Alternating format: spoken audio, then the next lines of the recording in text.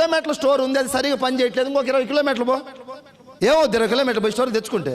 100 కిలోమీటర్లు వెళ్ళి తెచ్చుకున్నాను నేను స్టోర్కు. 100 కిలోమీటర్లు గెలవాలి అంతే. ఎందుకంటే 20 లక్షలు అప్పు ఉంది వెనక మంట. నేను నా ప్లేన్ కోసం పని చేయలే, మంట ఉంది కాబట్టి పని చేశా. మీరు కూడా మంట పెట్టుకోండి. మంట పెడితే బండి ముందుకు పోద్ది గ్యారంటీగా. ఆ మంట అనే దానికి చెబుతున్నా. మా అక్క కొడుకు ఒకడు లాడ్జీలో ఉంటాడు, మేనేజర్. ఒక 20-25 వేలు వస్తాడు మంత్లీ. వాడు 10-15 లక్షలు క్యాష్ ఉన్నాయి. అంటే రూపాయికి రూపాయి దాచి పెట్టుకొని 50,000 సీట్, ₹1,00,000 సీట్ అన్నీ వేసి ఒక 10-15 లక్షలు దగ్గర ఉన్నాయి. నేనే తోపుడు అనుకున్నాడు అప్పట్లో. నేను చెప్తే రాలే వెస్టేజ్లోకి. ఇప్పుడు అంటాడు, మామ నా 10-15 లక్షలే నన్ను నాశనం చేశాయంట. రియల్ ప్రామిస్ చెప్తున్నా ఈ మాట నిన్న మొన్నతో. ఎందుకంటే అప్పుడు వాడి దగ్గర 10-15 లక్షలు ఉన్నప్పుడు గర్వం వచ్చింది. నాకు మొత్తం తెలుసు, నాకు డబ్బు ఉంది, నాకేమైంది అనుకున్నంట. వీళ్ళు అమ్మేస్తారు 1 నెల జీతం వాడి దగ్గర ఉన్నాయన్నీ కూడా.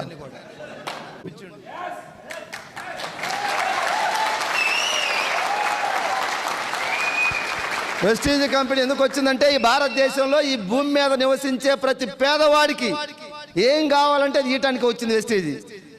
నీకు ఇల్లు కావాలా ఇస్తుంది, అప్పులు తీర్చుకోవాలా ఇస్తుంది, కిడ్నీలు మార్చుకోవాలా డబ్బు కావాలా, సమాజానికి ఏమైనా చేయాలా, డ్రీమ్స్ను నీ ఇబ్బందులను తీర్చడానికి వచ్చిందే వెస్టీజ్. నీకు ఆరోగ్యం కావాలా వెస్టీజ్ ఇస్తా ఉంది.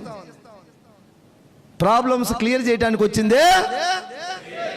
నీకు ఏ ప్రాబ్లం అని రాసుకో, క్లియర్ చేస్తుంది అంతే. పని చేయి.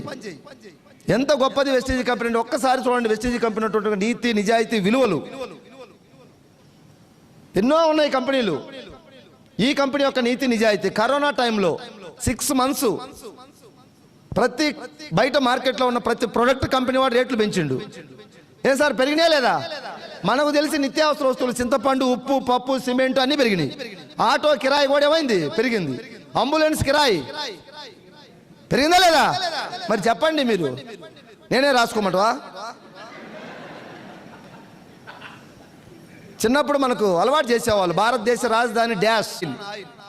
డియర్ డిస్ట్రిబ్యూటర్స్, మీ అందరికీ తెలుసు ఆయిల్ కొన్ని సందర్భాల్లో మనకు షార్టేజ్ వస్తుంది. డిమాండ్ ఎక్కువ ఉంది, సప్లై తక్కువ ఉంది. బయట ఆయిల్ ఎప్పుడైనా డిమాండ్ ఎంత ఉన్నా కూడా సప్లై ఏమైనా తగ్గుతుందా? నీకు 1,00,000 లీటర్లు సన్ఫ్లవర్ కావాలన్నా, పామ్ ఆయిల్ కావాలన్నా, పల్లి నూనె కావాలన్నా ఇస్తారు ఇప్పుడు రెడీగా.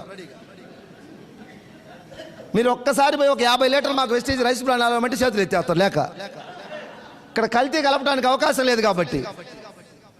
కల్తీ కలిపే అవకాశం ఉంటే నీకు ఇది కూడా షార్టేజ్ రాదు. 20 రోజులు ఆయిల్ లేకుండా మేము ఫేస్ చేసిన రోజులు ఉన్నాయి.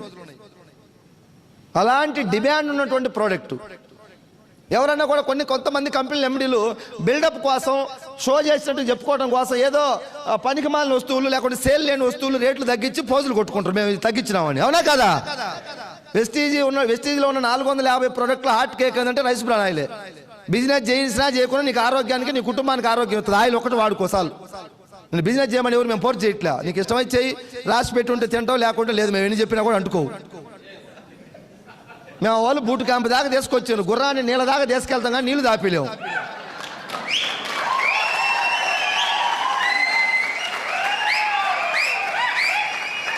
Thank you.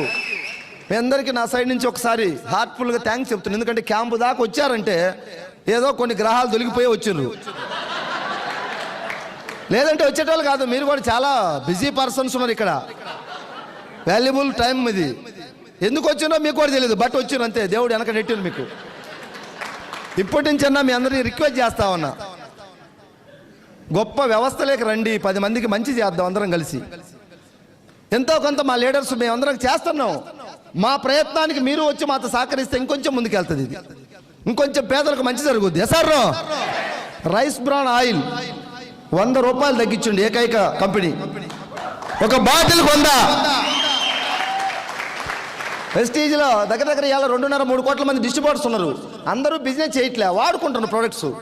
3 కోట్ల మంది ఆయిల్ అయితే వాడతారు నాకు తెలిసి. ఏది వాడినా వాడుకున్నా. 3 కోట్ల మంది వాడే హాట్ కేక్ లాంటి ఆయిల్ మీద 100 రూపాయలు తగ్గించిందంటే వెస్టీజ్ కంపెనీని ఇంకా మనం అనుమానించాలా? పేదవాడిని ధనికుడిగా మార్చడానికి, పేదవాడి కళలు నెరవేర్చడానికి ఈ భారతదేశంలో ఎన్నో గవర్నమెంట్లు వచ్చినాయి. ఏ పార్టీ వచ్చినా, ఈ పార్టీ వచ్చినా, ఇంకో పార్టీ వచ్చినా డబ్బు ఉన్నవాడు ఎప్పుడు ఎనికి రావట్లేదు, బ్యాక్ స్టెప్ వేయట్లేదు. డబ్బు ఉన్నవాడు రిచ్ అవుతానే ఉండే పార్టీలు ఏ వచ్చినా కూడా అధికారంలోకి. పేదవాడిగానే మిగిలిపోతుంటే ఈ పేదవాడి పక్షాన ఆలోచించిన గౌతమ్ బాలి సార్కి మన అందరం కూడా ఒక్కసారి మహానుభావుడి పాద పద్మాలకు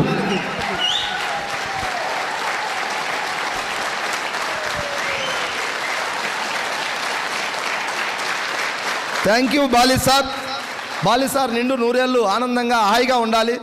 మనలాంటి ఎంతోమంది పేదల జీవితాల్లో వెలుగులు ఆయన చూడాలి. చాలా గర్వపడతా ఉన్నాం మేము వెస్టీజ్ చేస్తున్నందుకు. నాట్ ఓన్లీ బిజినెస్, ఇలాంటి విలువలు ఉన్న కంపెనీ మాకు దొరికింది. మేము మేధావులు అయిపోయి ఎగ్జామ్ రాసి ఈ కంపెనీ సెలెక్ట్ చేసుకోవాలా, మా మేధస్ అంతా ఉపయోగించి ఇది సెలెక్ట్ చేసుకోవట్లే, దేవుడు మన ఇంటికి పంపించింది. ఇది మా తల్లిదండ్రులు చేసిన పుణ్యం వల్ల నాకు ఈ కంపెనీ దొరికింది. 2,000 రూపాయలు రెంటిల్లు కట్టుకోలేని స్థాయిలో ఉన్న నేను జస్ట్ 1 or 2 years తర్వాత నాకు ఒక డ్రీమ్ ఉంది. వెస్టీజ్ వాళ్ళందరికీ ఉన్నాయి డ్రీమ్స్. మినిమం హైదరాబాద్లో 5 కోట్లు పెట్టి ఇల్లు కట్టాలి, dream house, no EMI. Praveen Kumar sir ఆ రోజు ఓపెనింగ్ కూడా వస్తాడు. బ్యాంక్కి లోన్ లేకుండా కట్టాలా, లోన్ తీసుకున్నామంటే ఇప్పుడు కూడా కట్టొచ్చు. వెస్టీజ్ వాడు లోన్ దగ్గరికి పోవాల్సిన అవసరం లేదు, పోరాటం చేస్తే లోన్ అవసరం లేదు. మనకి ఎంత కావాలన్నా ఉంది, ఏం కావాలన్నా. మన సుబ్బయ్య సార్ డైలాగ్ నాది కాదు ఇది, నాకు అంత అర్హత లేదు చెప్పడానికి, ఎందుకంటే ఆ మహానుభావుడు సాధించిండు. 46 lakhs పర్ మంత్,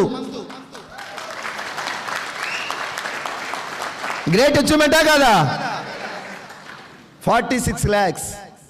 మన రీసెంట్గా శంషాబాద్ ఎయిర్పోర్ట్లో సార్ని వదిలి డ్రాప్ చేయడానికి కార్లో వెళ్తాడిగా, సార్ మీరు వెస్టేజ్కి ముందు జాబ్ చేశారంట sir, 10 years, 1.5 lakh salary, job last మూమెంట్లో, స్టార్టింగ్ మూమెంట్లో 50-60,000. 10 years జాబ్ చేశారు కదా సార్ మీరు, ఓన్ హౌస్ అని చెప్తే, ఓన్ హౌస్ లేదమ్మా మాకు బెంగళూరు కార్పొరేట్ సిటీ రెంట్ హౌసే అన్నాడు. ఎప్పుడు? బిఫోర్ వెస్టేజ్ జాబ్ చేసినప్పుడు. ఇప్పుడు సార్ ఇన్కమ్ ఎంత సార్? మాట్లాడండి కొంచెం. ఏం లేదు, మాట్లాడితే మీకు ఒక ఎక్సర్సైజ్, మాట్లాడితే బ్రెయిన్ ఏమవుతుంది సార్? ఈ 46 లక్షలు అనేది లోపలికి పోద్ది, లేకుంటే 46 రూపాయలు లెక్క ఉంటుంది. స్పందించకపోతే 46 lakhs తీసుకునే మహానుభావుడిని నేను పోయేటప్పుడు అడిగా, ఏమని సార్ జాబ్ చేసేటప్పుడు మీకు ఓన్ హౌస్ ఉందని అడిగిన, లేదన్నాడు. ఇప్పుడు ఉందని అడగలే, ఎందుకంటే సప్లిమెంట్స్ వాడుతున్నాం కాబట్టి జర మై బ్రెయిన్ ఓపెన్ అయింది. ఇప్పుడు కూడా ఓన్ హౌస్ ఉందంటే నువ్వు పిచ్చోడుగా మంచోడు అంటాడు. 46 లక్షలు తీసుకున్నాడు, ఓన్ హౌస్ ఉంటుందా?